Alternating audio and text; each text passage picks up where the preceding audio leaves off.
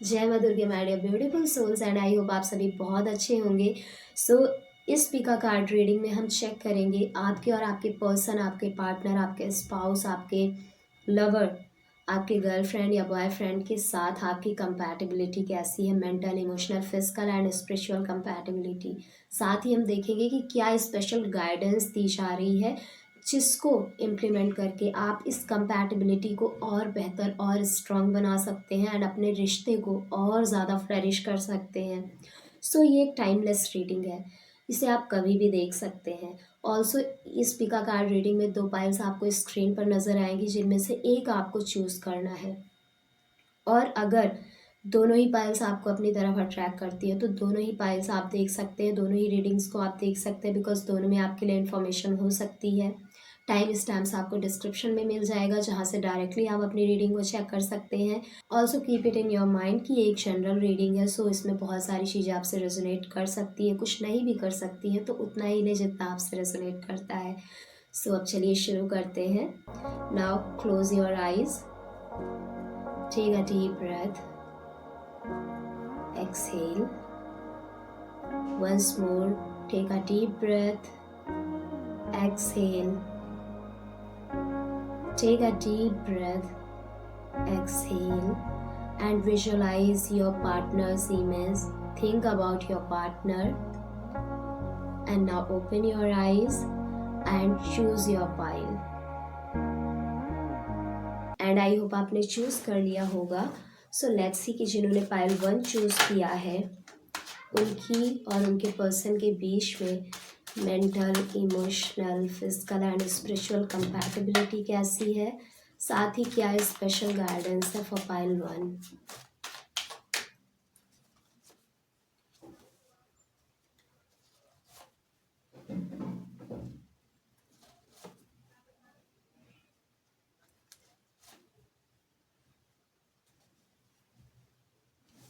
सो dear pile 1, mental compatibility में कहीं ना कहीं आप दोनों ही एक दूसरे को कई बार मिसअंडरस्टैंड करते होंगे।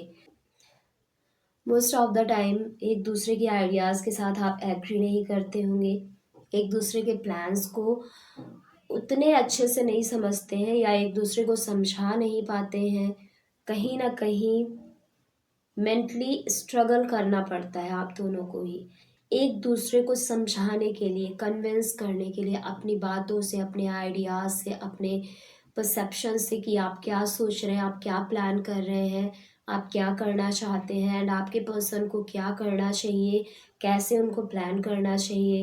एक दूसरे को गाइड कर पाना, एक दूसरे की एडवाइस ले पाना, एक दूसरे के साथ अपने प्लान्स को शेयर करना, इन चीज़ों की लैक दिख रही है एंड इसमें आपको बहुत स्ट्रगल भी करना पड़ता होगा। कई बार अपने आइडियाज़, थॉट को एक्सप्रेस करते टाइम या एक दूसरे को कन्विंस करने के लिए बहुत मेहनत करने पर भी शायद वो पॉजिटिव रिजल्ट्स आप लोगों को ना मिलते हों, डिसएग्रीमेंट्स हो जाते हों, हो सकता है डिबेट्स भी हो जाती हों या फिर फाइट्स भी कई बार हो सकती हैं कि ऐसा होता हो, बिकॉज मेंटली आप दोनों ही कहीं ना कहीं एक दूसरे को मिसअंडरस्टैंड करते हैं। एक दूसरे का परसेप्शन क्या है, उनके आइडियाज़ के पीछे का इंटेंशन, एक्चुअल इंटेंशन क्या है एंड एक्चुअली सामने वाला व्यक्ति कहना क्या चाहता है, उस चीज़ को समझने में कई बार आपसे गलतियां हो जाती होंगी एंड आपके पर्सन से भी। सो मेंटल कंपैटिबिलिटी बहुत अच्छी नहीं दिख रही है, but emotional compatibility is really good. आप दोनों अपने इमोशंस को ज़रूर एक्सप्रेस कर पाते हैं एक दूसरे के साथ। ऑल्सो आप दोनों इमोशनली स्टेबल भी दिख रहे हैं। इट सीम्स लाइक कि नए नए तरीक़ों से अपने इमोशंस को एक्सप्रेस करना, अपने पर्सन को कन्विंस करना, अपने इमोशंस को समझाने के लिए आप अपने इमोशंस को भी समझ पाते हैं एंड किस तरीके से अपने इमोशंस को एक्सप्रेस करना है, किस तरीके से इमोशनली अपने पर्सन को कन्विंस करना है, अपने इमोशंस को बताने के लिए या इमोशन को समझाने के लिए कि करेंटली आप क्या फील कर रहे हैं, आप अच्छा फील कर रहे हैं या बुरा फील कर रहे हैं, खुश हैं या दुखी हैं, गुस्से में हैं या फिर आप गुस्से में नहीं हैं, आपको रिग्रेट फील हो रहा है या फिर आप हैप्पी हैं या फिर आप सेटिस्फाई हैं। वो सारी चीज़ें समझाने का तरीका आपको पता है एंड आपके पर्सन को भी। सो इमोशनल कंपैटिबिलिटी तो बहुत ही अच्छी है। इमोशंस एक दूसरे के आप अंडरस्टैंड भी करते हैं, एक दूसरे के इमोशंस को आप रिस्पेक्ट भी करते हैं, उसे वैल्यू भी करते हैं, इम्पोर्टेंस भी देते हैं। So emotional compatibility is good. And आपकी फिजिकल कंपैटिबिलिटी भी बहुत अच्छी है।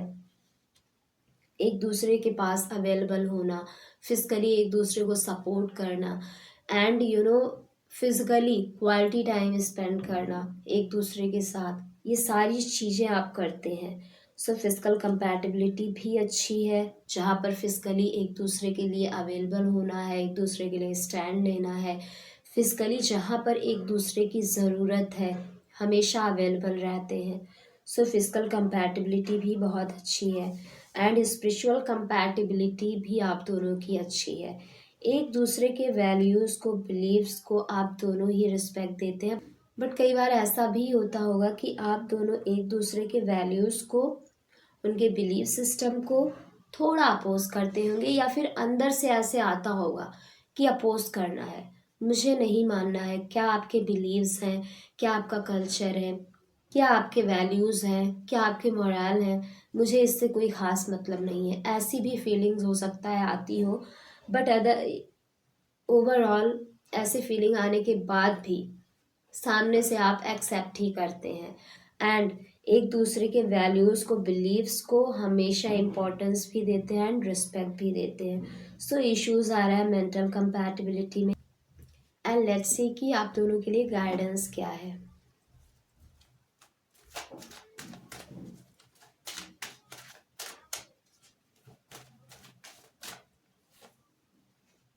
सो डियर गाइडेंस यही कह रहा है कि हीलिंग की ज़रूरत है, बैलेंस करने की ज़रूरत है।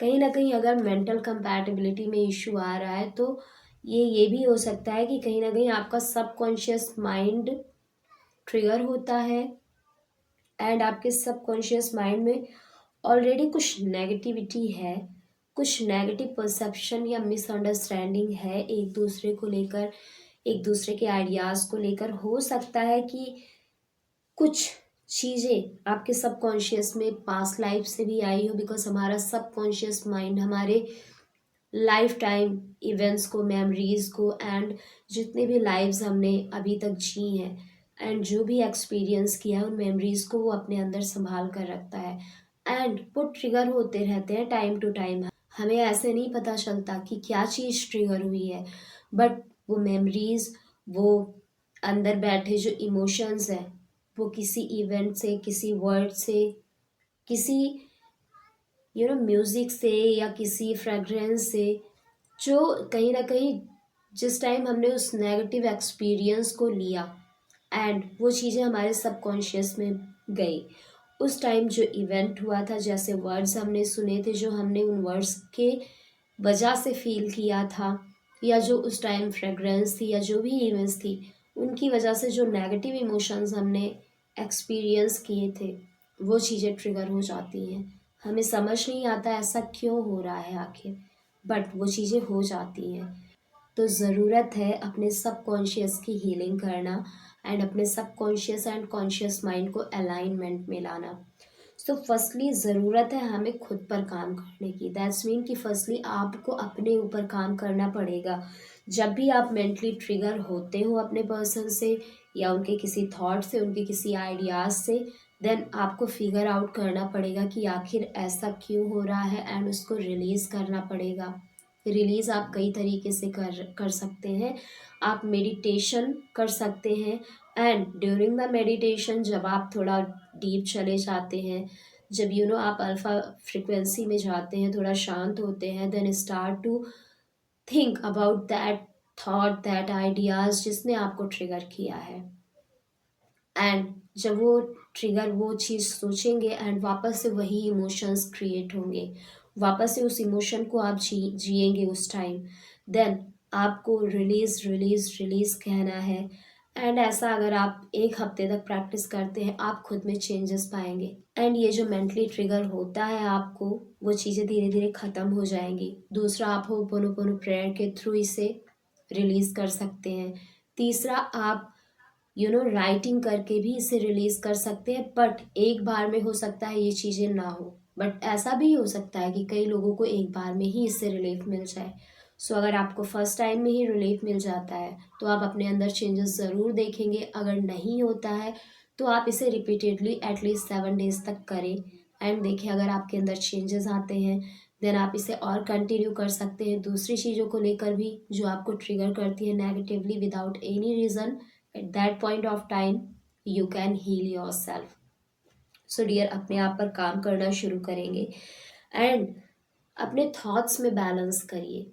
अगर बहुत ज़्यादा नेगेटिव थॉट्स आते हैं then you need to practise healing techniques, because ये आपको हेल्प करेंगी खुद को हील करने में, अपने सबकॉन्शियस माइंड को हील करने में। एंड जितना पॉजिटिविटी अपने सबकॉन्शियस माइंड में डाल सकते हैं through affirmation, through meditation, through healing practices, उतना आप करिए। ये चीज़ें आपके रिलेशनशिप को और ज़्यादा स्ट्रेंथन करेंगी, और ज़्यादा स्ट्रांग बनाएंगी एंड फ्लरिश करने में आपकी हेल्प करेंगी। तो this is all about for pile 2। And आपने कौन सा पाइल चूज़ किया था, कितना रेजोनेट हुआ, कमेंट बॉक्स में लिखकर ज़रूर बताएं। ऑल्सो अगर ये आपसे रेजोनेट होता है तो अपने पर्सन के साथ भी शेयर करें, बिकॉज जब दोनों को नॉलेज होती है एंड दोनों उस पर मिलकर काम करते हैं तो काम भी जल्दी होता है एंड उसका पॉजिटिव रिजल्ट भी जल्दी मिलता है और रिश्ता और ज़्यादा मजबूत होता है। एंड लेट्स सी, जिन्होंने पाइल 2 चूज़ किया था उनकी और उनके पार्टनर के बीच की कंपैटिबिलिटी कैसी है। Mental, emotional, physical and spiritual compatibility for pile 2, and what is the special guidance for pile 2?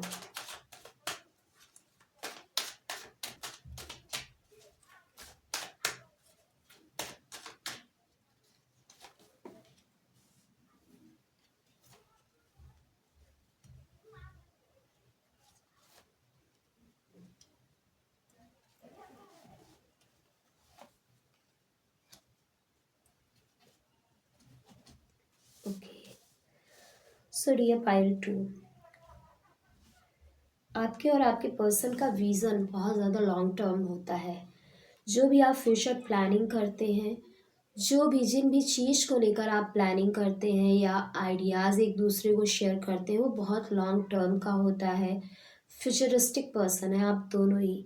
Future को देखकर ही प्लानिंग करते हैं कि अगर आज आपने अपने हेल्थ को लेकर कुछ प्लान किया, कुछ आइडियाज़ आए, क्या चीज़ें हमें हेल्थ को लेकर करनी चाहिए, हेल्थ कैसी होनी चाहिए, तो लॉन्ग फ्यूचर लेकर चलते हैं कि ठीक है, कुछ ऐसी चीज़ें की जाए जो हमें लॉन्ग फ्यूचर हेल्प करे और हमारा हेल्थ सही रहे। या फिर अगर आप फाइनेंशियल एस्पेक्ट को लेकर कुछ भी प्लान करते हैं तो वो भी फ्यूचर, लॉन्ग फ्यूचर के लिए ही देखते हैं कि कैसे हम फाइनेंसेस को मैनेज करें, कहाँ इन्वेस्ट करें, किस तरीके से स्पेंड करें, सो दैट हम फाइनेंशियली सिक्योर हो सकें, फाइनेंशियली फ्रीडम को हम एक्सपीरियंस करें अपने आने वाले टाइम में। एंड अगर रिलेशनशिप को लेकर है तो उससे भी आप दोनों ही लॉन्ग टर्म देखते हैं। कैसे हम रिश्तों को संभालें, कैसे रिश्तों की जिम्मेदारियों को उठाएं, कैसे अपने रिश्ते को इतना स्ट्रेंथन करें ताकि लॉन्ग टर्म हमारा रिश्ता चल सके। सो मेंटल कंपैटिबिलिटी तो अच्छी है, एक दूसरे के आइडियाज़ के साथ आप एग्री करते हैं, एक दूसरे के प्लान्स के साथ एग्री करते हैं, डिस्कस करते हैं, शेयर करते हैं अपने प्लान्स को, अपने आइडियाज़ को, आपके पर्सन भी आपसे शेयर करते हैं।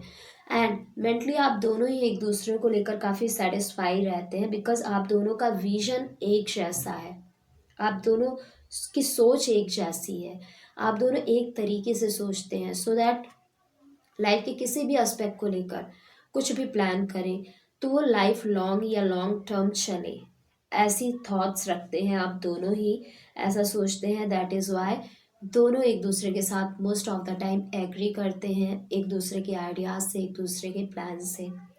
बट मिसकम्युनिकेशन दिख रहा है जहाँ पर कहीं ना कहीं आप दोनों कई बार एक दूसरे से मिसकम्युनिकेट कर जाते होंगे, कुछ ऐसे वर्ड्स का यूज़ जो मिसलीड कर देता है, आपको मिसपर्सेप्शन दे देता है एक दूसरे को लेकर।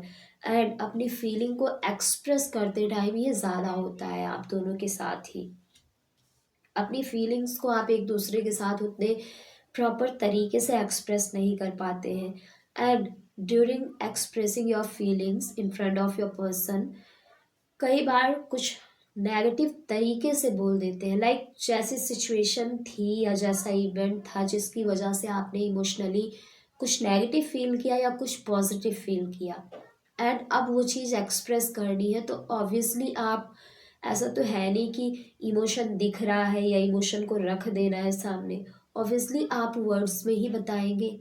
एंड कई बार एक्शन के थ्रू भी लोग अपनी फीलिंग्स को शेयर करते हैं, अगर नाराज़ है तो वो बात करना ही बंद कर देते हैं या फिर बहुत गलत तरीके से बात करना शुरू कर देते हैं, गलत वर्ड्स का यूज़ करना शुरू कर देते हैं, या फिर बहुत खुश हैं तो पॉजिटिव वर्ड्स का यूज़ करते हैं या फिर पॉजिटिव एक्शंस करते हैं physically, so that they can express their feelings, their emotions. But जब आप दोनों को अपने इमोशंस को एक्सप्रेस करना होता है तो प्रॉपर तरीके से उसे कर नहीं पाते, या तो आपके जेस्चर्स रॉन्ग होते हैं, पोस्चर्स रॉन्ग होते हैं, या वर्ड्स आपके रॉन्ग हो जाते हैं एंड मिसकम्युनिकेशन हो जाती है।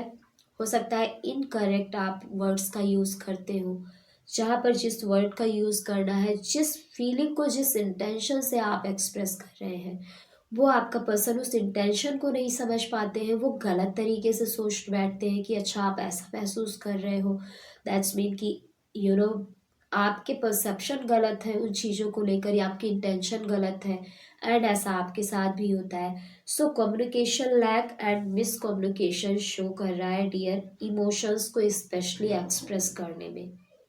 अपने इमोशंस को हो सकता है कई बार आप ही ना समझ पाते हो, क्योंकि यहाँ आपके भीतर बहुत बार ऐसा भी होता होगा कि इमोशंस आपस में ही क्लैशेस कर रहे हैं, आपस में ही फाइट्स कर रहे हैं, अंदर अलग अलग टाइप के इमोशंस आ रहे हैं एंड आप परेशान हो रहे हो कि क्या चीज़ बताई जाए अपने पर्सन को, कैसे एक्सप्रेस किया जाए currently what I am feeling.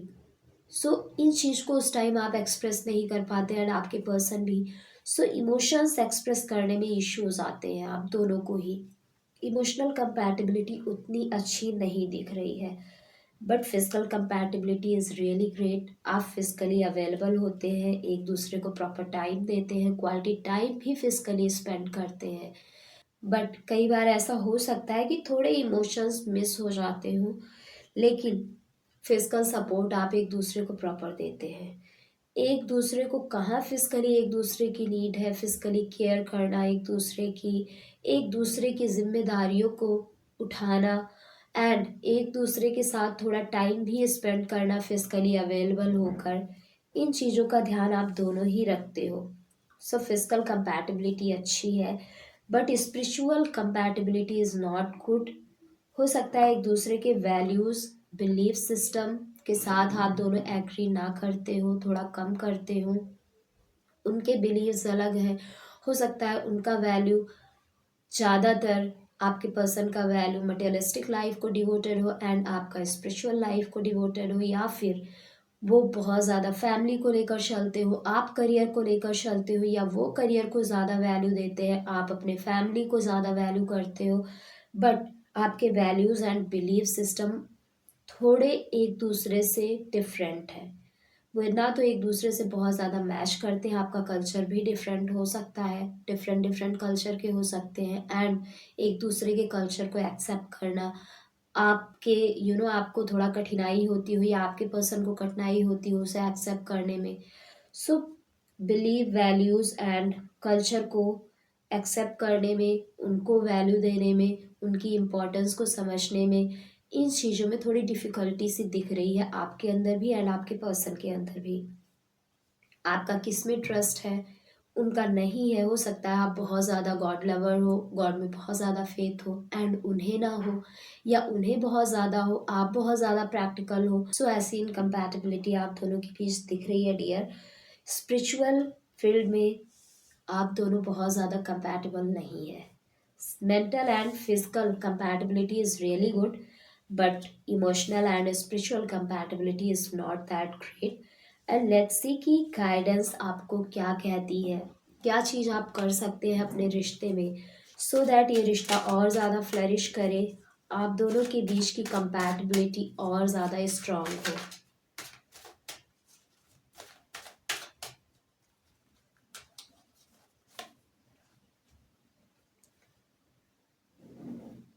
So dear, responsible होना पड़ेगा आपको, जिम्मेदारियों को आपको निभाना पड़ेगा। हो सकता है कई बार ऐसा लगे कि बहुत ज़्यादा जिम्मेदारियां हैं, थकान सी हो, कई बार मन करे कि छोड़ो, बट स्टिल मेच्योरिटी दिखानी पड़ेगी इस रिश्ते में। मेच्योरिटी आपको अपने अंदर लानी है, रिस्पॉन्सिबल होना है। आपके अंदर जो एक पैशन है इस रिश्ते को लेकर, आपके अंदर जो एक फायरी एनर्जी है इस रिश्ते को लेकर, उसे डाउन नहीं होने देना है। एंड इसके लिए अगर आप थोड़ा रिस्पॉन्सिबल, थोड़ा जिम्मेदार होते हैं एंड थोड़ा एक्शन लेते हैं, लाइक अपने कम्युनिकेशन पर थोड़ा काम करना एंड अपने फीलिंग्स को एक्सप्रेस करने के लिए थोड़ा एक्शन लेना, कोशिश करना अपने फीलिंग्स को शेयर करने की। ऑल्सो अपने पर्सन के वैल्यूज़ को, उनके बिलीफ सिस्टम को, उनके मोरल को, उनके कल्चर को एक्सेप्ट करने की कोशिश अगर आप करना शुरू करेंगे एंड धीरे धीरे एक्सेप्टेंस अपने अंदर लाएंगे, साथ ही अपने कम्युनिकेशन पर भी काम करेंगे, लाइक अपने इमोशंस को रॉन्ग वर्ड्स में ना एक्सप्रेस करके कोशिश करें कि उनके पॉजिटिव, उनके ऑपोजिट वर्ड्स का यूज़ करें। सो जब आप ऐसा धीरे धीरे करना शुरू करेंगे तो ये चीज़ आपके पर्सन भी नोटिस करेंगे एंड वो भी सेम चीज़ आपके साथ करना शुरू कर देंगे। सो थोड़ा एक्शन लीजिए, अपने आप को थोड़ा अपने रिश्ते की जिम्मेदारी को समझाइए कि ये रिश्ता आपका है एंड इस रिश्ते को लेकर लॉन्ग टर्म तो चलना ही है। So why not to work on your communication skill, why not to take action to make your relationship strong and beautiful. क्यों ना अपने कम्युनिकेशन पर काम किया जाए, क्यों ना अपने आप को समझाया जाए, क्यों ना सही तरीके से अपने इमोशंस को एक्सप्रेस किया जाए। सो जब आप ऐसा करना शुरू करेंगे एंड एक दूसरे को एक्सेप्ट करेंगे जैसे वो है एंड जैसे आप हैं, तो चीज़ें बहुत ज़्यादा फ्लरिश करेंगी, चीज़ें और अच्छी होंगी, रिश्ता और फ्लरिश करेगा और ज़्यादा स्ट्रेंथन होगा एंड ये जो भी लैक ऑफ कंपैटिबिलिटी है ये भी दूर हो जाएगी, because this is not permanent. Life के कुछ सिचुएशंस आते हैं, नेगेटिव भी आते हैं एंड वो चले जाते हैं जब हम सही तरीके से उनको हैंडल करते हैं। तो so dear, work on yourself, work on your communication and अपने अंदर की एक्सेप्टेंस एनर्जी को थोड़ा बढ़ाएं, तो चीज़ें बहुत ब्यूटीफुल होंगी, रिश्ता बहुत ज़्यादा ब्यूटीफुल होगा एंड स्ट्रेंथन होगा। So this is all about for pile 2, जिन्होंने पाइल 2 चूज़ किया था। एंड आपने कौन सा पाइल चूज़ किया था, कितना रेजोनेट हुआ, कमेंट बॉक्स में लिखकर ज़रूर बताएं। और अगर रेजोनेट हुआ है तो अपने पर्सन को ज़रूर शेयर करें, सो दैट उन्हें भी समझ आए कि कहाँ लैक हो रहा है एंड कहाँ पर काम करना है जिससे रिश्ता और मजबूत हो। So see you in the next video, तब तक के लिए bye bye and take care. जय मां दुर्गे।